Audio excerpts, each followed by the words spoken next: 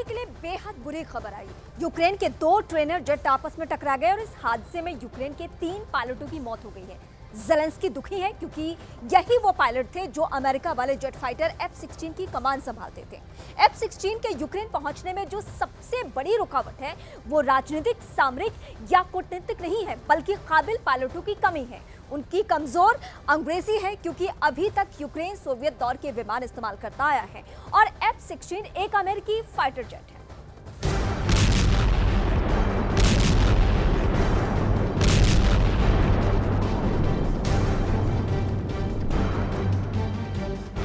जोश के झूले पर सवार वोलोदिमीर ज़ेलेंस्की को बहुत जोर का आसमानी झटका लगा है। ड्रोन से रूस पर सैकड़ों हमले कर क्रेमलिन टू क्राइमिया को दहलाते दहलाते ज़ेलेंस्की के 3 पायलट खुद ही दुर्घटना के शिकार हो गए। इसे ग्राफिक्स के जरिए समझने की कोशिश करते हैं। इसके बाद प्लेनों के टकराने के कारणों की डिटेल रिपोर्ट आपको दिखाएंगे। यूक्रेन का पश्चिमी इलाका 2 L-39 लड़ाकू प्रशिक्षण विमान। दोनों विमानों को ट्रेनी पायलट उड़ा रहे थे, लेकिन देखते ही देखते दोनों प्लेन हवा में ही एक दूसरे से टकरा जाते हैं।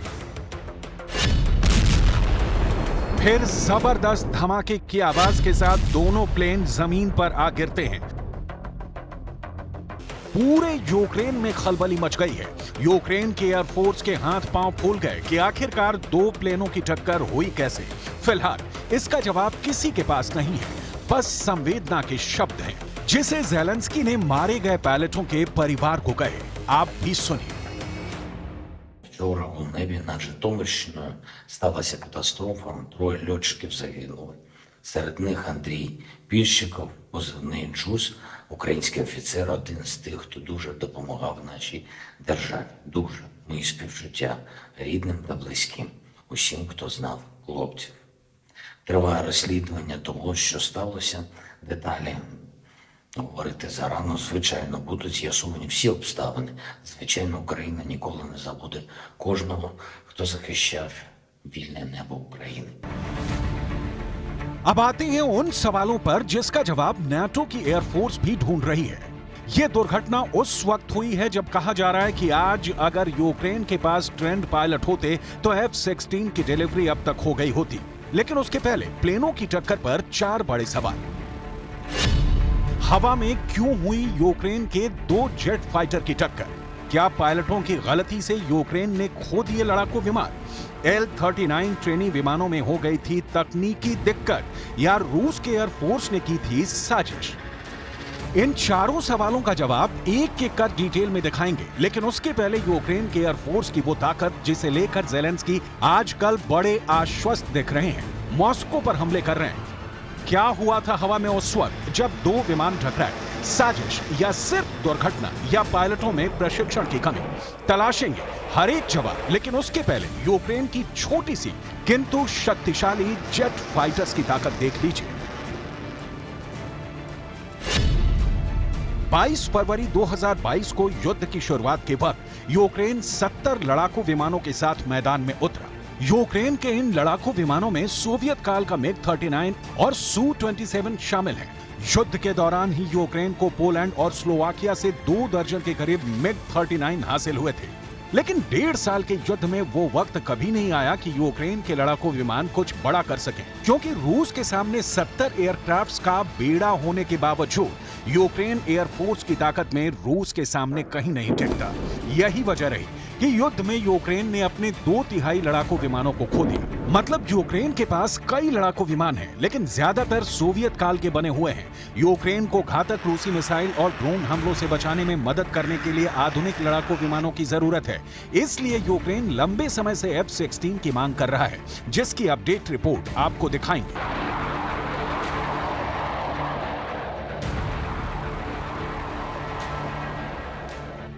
युद्ध के शुरुआती दौर से लेकर अब तक पिक्चर बिल्कुल क्लियर है कि यूक्रेन को हवा में तबाह करने के लिए रूस के पास इतने विमान हैं कि यूक्रेन की पूरी एयरफोर्स को हवा में ही तबाह कर सकता है। लेकिन इसकी डिटेल आगे। अभी हवा में 2 लड़ाकू विमानों के तबाह होने के कारणों की तलाश जरूरी है। यूक्रेन ने ऐलान किया है कि उड़ान में तैयारी नियमों का उल्लंघन किया गया था या नहीं, इसकी आपराधिक जांच शुरू कर दी गई है। यूक्रेन के पास दक्ष पायलटों की सख्त कमी है, ये बात किसी से छुपी नहीं है। और F-16 जब यूक्रेन आएंगे तो उन्हें यूक्रेन के पायलट कैसे हैंडल कर पाएंगे, ये बहुत बड़ा सवाल है, जिसका A to Z जवाब आपको उस पायलट की मौत के पहले का वो बयान भी दिखाएंगे जिसमें वो कह रहा है कि यूक्रेन को F-16 जैसा फाइटर जेट मिलते ही सारी कहानी बदल जाएगी। लेकिन इस वक्त 3 पायलटों की मौत का जोरदार झटका झेल रहे ज़ेलेंस्की के लिए सुकून वाली खबर। यूक्रेन में रूस के एक पायलट ने सरेंडर किया है। इस पायलट ने अपना M-1A हेलीकॉप्टर भी यूक्रेन की सेना के हवाले कर दिया है। यूक्रेन के स्पेशल फोर्स ने एक ऑपरेशन में M-1A हेलीकॉप्टर को नीचे उतरने पर मजबूर किया और उस पर कब्जा कर लिया। रूस ने भी महायुद्ध में अपनी वायु शक्ति को कमजोर किया है, क्योंकि नुकसान बहुत हुआ है, वो चाहे विमान हो, मिसाइल हो या टैंक हो। लेकिन अभी तो उस विमान की कहानी यूक्रेन में प्लेन क्रैश में जिस पायलट की मौत हुई उसकी जुबानी। F-16 is the best solution exactly right here, right now. Andrei जैसे यूक्रेन के पायलटों के सामने जितनी बड़ी समस्या एयरक्राफ्ट्स की कमी नहीं, उससे बड़ी समस्या है प्लेन को चलाने की।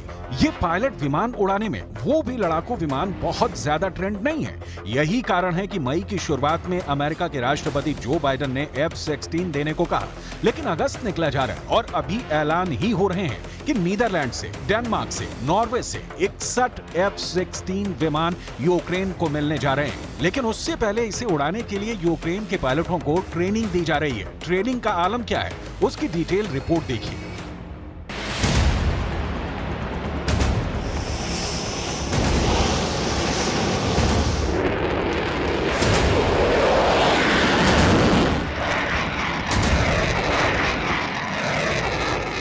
ग्यारह देशों का गठबंधन यूक्रेनी पायलट्स को F-16 उड़ाने की ट्रेनिंग देगा। लेकिन परेशानी यह है कि यूक्रेन के 32 में से सिर्फ 8 पायलट ही थोड़ी बहुत अंग्रेजी बोलने और समझने के काबिल हैं। ऐसे में अमेरिका में बने F-16 लड़ाकू विमान पर ट्रेनिंग के पहले चरण में भाग लेने के लिए इन 8 पायलटों का चयन किया गया, जबकि 20 पायलट थोड़ी बहुत अंग्रेजी बोल पा रहे हैं। इसी महीने में ट्रेनिंग यूक्रेन के पायलटों की शुरू हो रही है।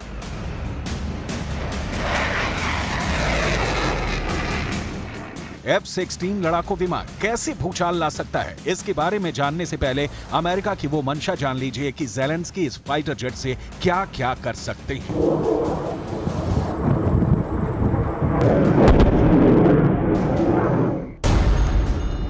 अमेरिका का साफ कहना है कि F-16 का इस्तेमाल केवल यूक्रेन की रक्षा में किया जाना चाहिए और 2014 से पहले यूक्रेन की सीमाओं के बाहर रूसी ठिकानों पर हमला करने के लिए इसका इस्तेमाल नहीं किया जाना चाहिए।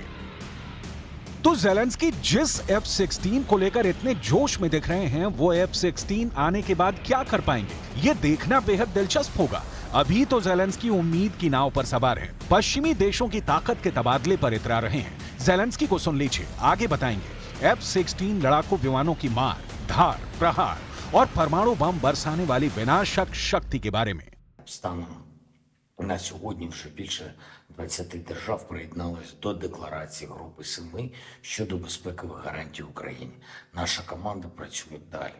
Зараз майже 30 загалом разом із Сімкою. Буде більше. Розпочали перемовини з Канадою щодо двостороннього документу про безпекові гарантії. Раніше розпочали з Америкою і Великобританією. Дасть Україні значно більше можливостей.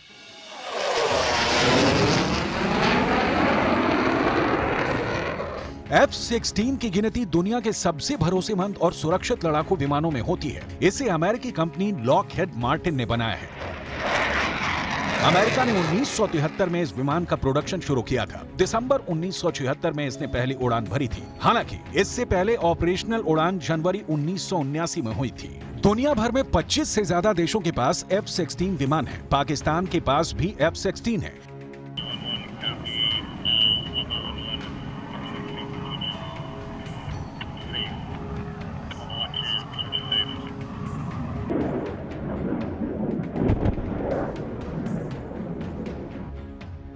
F-16 आसमान में राक्षस की तरह गरजता है, लेकिन ऐसी भी कोई बात नहीं कि पुतिन के पास इस राक्षस के प्रतिकार की ताकत नहीं है।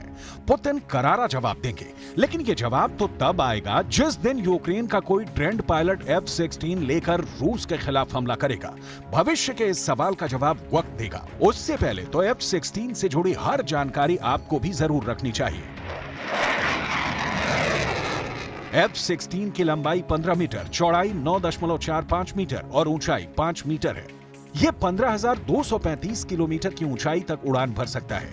अमेरिका के इस लड़ाकू विमान का वजन 9.2 टन है। F-16 की रेंज 4200 किलोमीटर है। ये 2145 किलोमीटर प्रति घंटे की रफ्तार से उड़ सकता है। F-16 सिंगल इंजन वाला मल्टी रोल लड़ाकू विमान है, यानी ये किसी भी तरह के ऑपरेशन में काम कर सकता है। ये चौथी जनरेशन का लड़ाकू विमान है। इसमें हवा से हवा और हवा से जमीन में मार करने वाले मिसाइलों को तैनात किया जा सकता है। F-16 में लगने वाली मिसाइलों की रेंज 100 किलोमीटर है। इसके अलावा F-16 का रेडार सिस्टम 84 किलोमीटर के दायरे में 20 टारगेट को डिटेक्ट कर सकता है।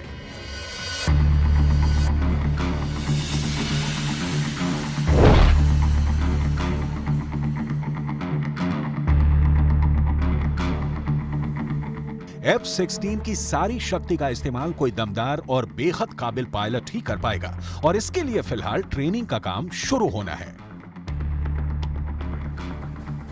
और यूक्रेन से एक बहुत बड़ी खबर सामने आई है। पुतिन ने उन सभी इलाकों को वापस जीतने के लिए